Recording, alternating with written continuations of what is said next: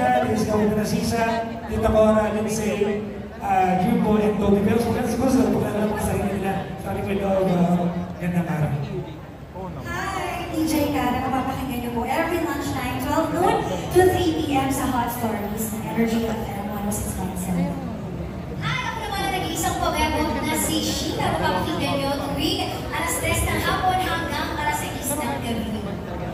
Ako po nag-iisang girlfriend mo sa radio. My name is Lindsay. Siyempre, 8 hanggang 11 po in the morning. Ihip ng ihaw. Pinili po ako si Chico, mga pakinggan po alas 3 ng hapon. Meron sa isang Chico, atin mo yan sa hapon. Ako naman po ang baby boy po ng radyo. My name is Baby Toby. Siyempre, mapapakinggan niyo po ako mula alas 5 hanggang alas 8 po ng umaga para sa programang Phil Toby in the morning. Thank you po. Hi, ako po si Tita Cora. At ako naman po si Kapitana Sisa at kami ang Pagkita! Mapapakinggan niyo po at 11 a.m. to 12 noon sa Energy FM Monday to Friday. And of course, our station manager, our boss. Sa Pag-Jackson po. Maraming salamat. Thank you very much. Thank you.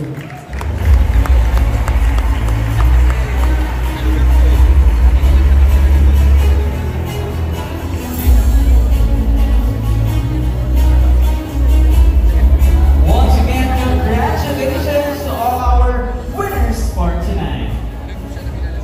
And now let us all welcome Horizon Digital Management artist, YouTuber, and lifestyle content creator, Joy Asuncion, with the singer, theater actor, Infamino, to announce the second set of winners in the music category.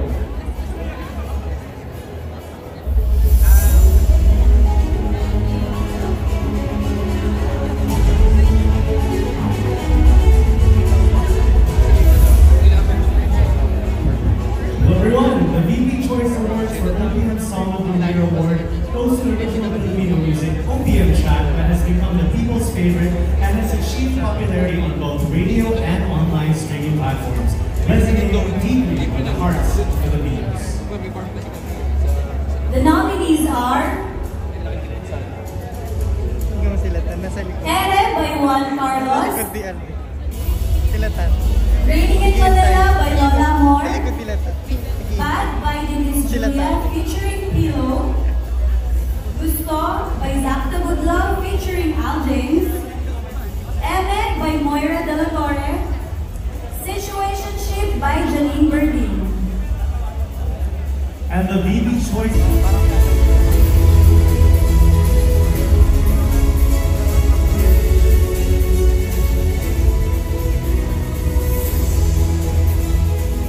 Wow, thank you very much once again to Village People Awards and to sa lahat ng mga tao na bumoto at sumuporta sa akin.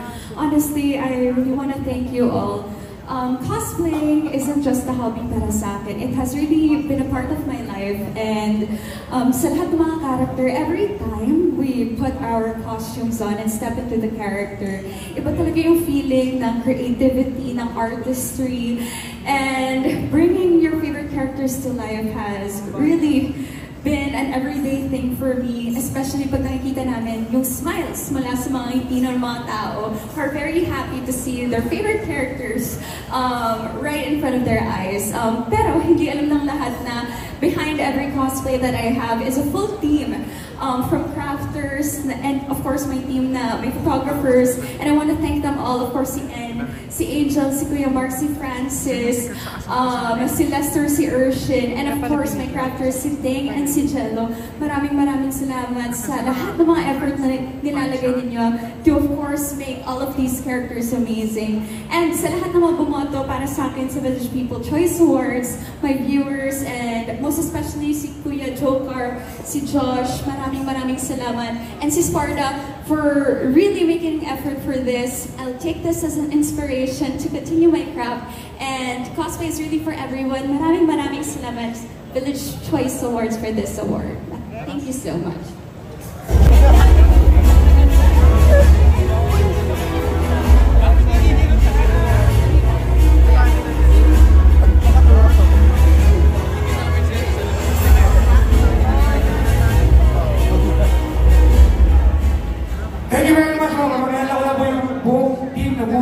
ng Energy FM.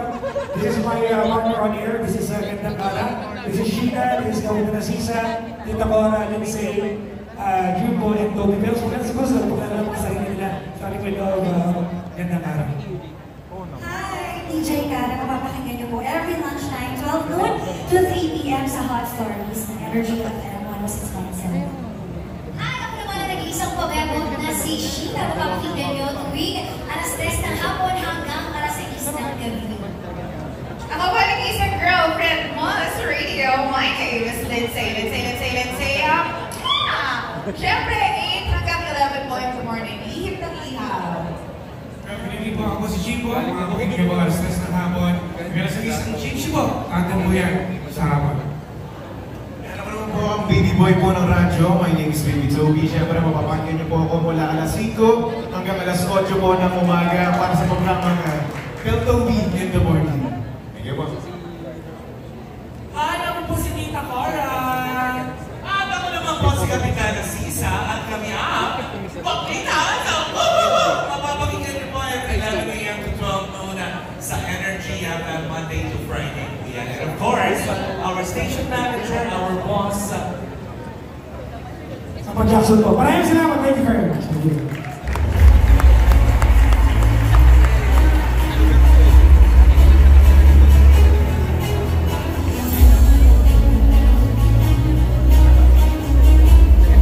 Once again, congratulations to all our winners for tonight. And now let us all welcome Horizon Digital Management artist, YouTuber, and lifestyle content creator, Joy Asuncion, with the singer, theater actor, Ipamino, to announce the second set of winners in the music category.